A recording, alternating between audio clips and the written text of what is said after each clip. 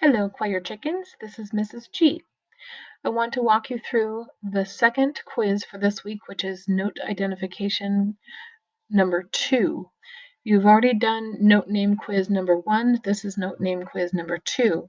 However, you should already have completed the note construction quiz for this week before attempting to do this one. If you've not gone through and reviewed note names, if you've not watched or clicked through the lessons for accidentals or key signatures or note construction, you're going to want to make sure you do that before you do this quiz. Also, if you've not yet taken note name quiz number 1, please make sure you do so. All right, so I'm going to walk you through this one. Again, we're going to click the Start Challenge button. All right, so first off, I want you to notice that I left helpers in here for this particular quiz because I really want you to focus on being able to use the key signature to tell whether a note is flat, sharp, or natural. Now, you've taken a quiz before where there was always an accidental attached to the note itself. If it was sharp, it would have a sharp sign right next to it. If it was flat, it would have a flat sign next to it. If it was natural, it would have nothing, or it would have a natural sign. A key signature allows us to kind of take a shortcut. If we wanted an entire song to have certain notes flatted or sharped, then they could put this at the beginning of each staff in a whole song, and that way the musician would automatically know that every time they come across those certain notes that they are supposed to be altered, either by being sharped, which means raising them by a half step, or being flatted, which means lowering them by a half step. So this key signature, even though you don't see a whole song here, you just see one note, is a shortcut so that they don't have to put accidentals next to every single note that they want to alter. That would make the music look really crowded and sort of hard to read. So this just asks you to identify the note that you see, but you need to pay attention to what's in the key signature because that might change what it is. So first off, we need to check our clef. We've got treble clef here, which means that our note names in the spaces are F, A, C, E. The lines are E, G, B, D, F. If you want to use sayings, face, and every good boy deserves fudge, or every gorgeous babe deserves Ferraris, empty garbage before dad flips. Whatever you use, whatever memory mechanism you use, that's fine. So in this case, we're in the third space, 1, 2, 3, and we can know from our helpers, but also whatever we've memorized, that this is a C. Now over here, we've got 1, 2, 3, 4, 5, 6, 7 flats, which means every single letter in the musical alphabet is supposed to be flatted. B, E, A, D, G, C, and F. So if every single letter in the musical alphabet is supposed to be flatted, well, it would make sense that this was supposed to be flatted also, even though it doesn't have a flat sign attached to it, because we're using the shortcut of the key signature. So in this case, I'm going to go find my C flat. Again, notice it highlights green and plays the tone when you get it correct. All right, now we're in a new clef here. We are in bass clef. We need to figure out what note name this is. All right, so the spaces change. A, C, E, G. All cars eat gas. All cows eat grass. And the lines G, B, D, F, A. Good burgers deserve fries always. The other way you can think about it is that everything in bass clef is simply moved down one liner space. So if I were to plug in what I know about treble clef, F would be right here below the staff, F, A, C, E, and then we just plop G on top.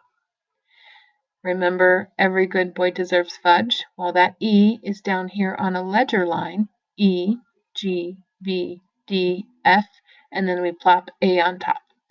So everything is just moved down one line.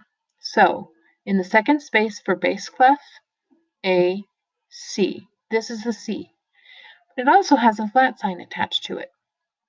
In our key signature, it says that only B's are supposed to be flatted for this particular key. But this is a C flat. So that means that in this imaginary song, all of the B's are supposed to be flatted, but the composer wanted just this one tone altered. So rather than putting a flat sign in the key signature for all of the C's, they just want this one flatted. So the one that's attached to the note always wins over whatever's in the key signature. All right, so we're going to call this a C flat.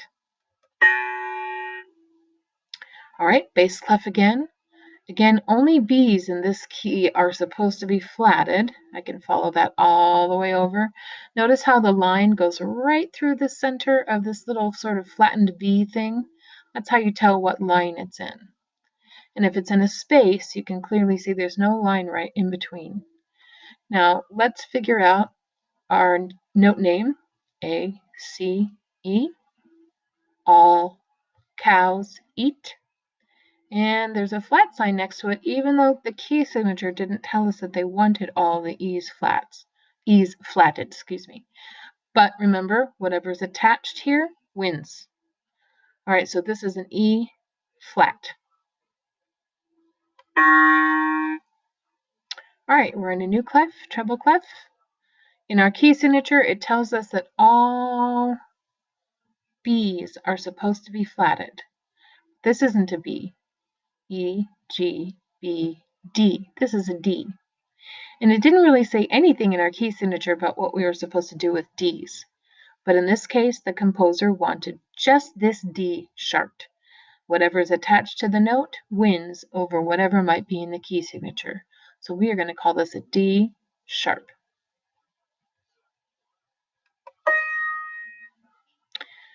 Bass clef, 3 flats, B flat, E flat, A flat.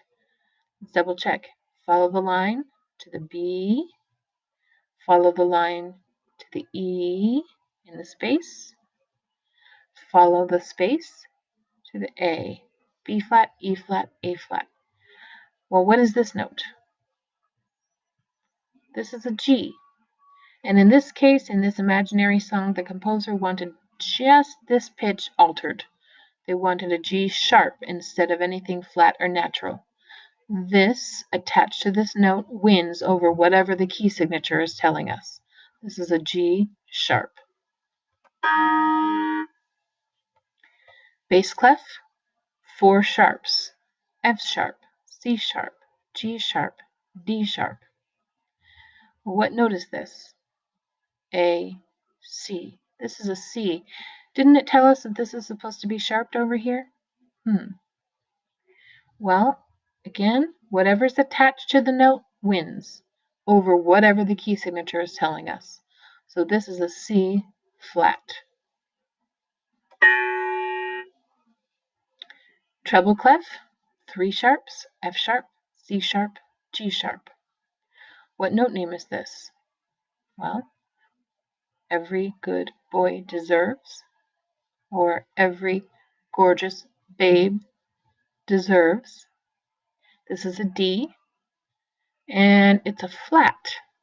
No matter what the key signature told us, the composer wanted this particular note to be flatted, D flat. Notice that when they're in the staff, the accidental comes first, but when you write it out, the accidental comes second. Same key signature, F sharp, C sharp, D sharp. G sharp, excuse me, F, C, G. Well, this is an F, and before it said that all of our Fs, no matter where we come across them in our song, are supposed to be sharped, even if they're in this space down here. However, the composer wanted just this tone altered, F natural. Don't confuse naturals with sharps. They look a little similar. If I was going to draw another stick here and another stick here and make it look like that little hashtag or pound sign, but it's not. This is a natural. F natural. I have seen nothing in the key signature at all. But this one has an accidental attached. So what is my note name? E, G, G flat. The other way I can know this is a G is that the treble clef, it winds around and its final curly Q wraps around the G line. Treble clef is also known as G clef, just as another reminder. G flat. Bass clef, two sharps, F sharp, C sharp. What is this note name? All cows. This is a C. Our key signature tells us that every single C we come across, no matter the octave, if it's here or if it's way up here on a ledger line.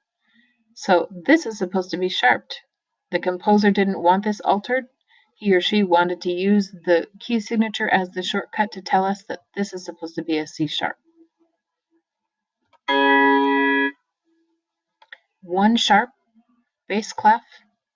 What's our note name? A, C. What's supposed to be sharped in this key? All of the Fs. Well, since this isn't an F, and I don't see any other accidental altering the tone, this is just going to be a plain old C. Okay? I think you understand what we're going for here. I'm going to complete the rest of the quiz and show you how to finish up. So I'm not going to be a very good student now. I'm just going to rush through and do the rest of these. Bad Mrs. G. Supposed to take my time. Okay, so I have 11 out of 20 correct. It says new high score, even though at this point I only have one score. Now, for this particular quiz, I would like for you to retake it as many times as it takes for you to get 16 out of 20 correct. So, since I didn't get 16 out of 20, at this point, I would hit the Start Challenge button again. For this, I'm not going to because I want to show you how to get your report.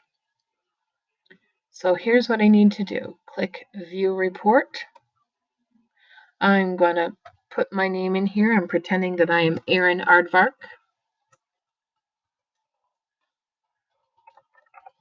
I'm going to sign my report. And there's two options, copy link or copy code. I'm going to want to make sure I copy the code. It may not look like you did anything when you click on it. That's okay. Now you're done. And then you're going to go into Schoology, into the spreadsheet that was attached to this assignment, and you're going to paste your code right into your space.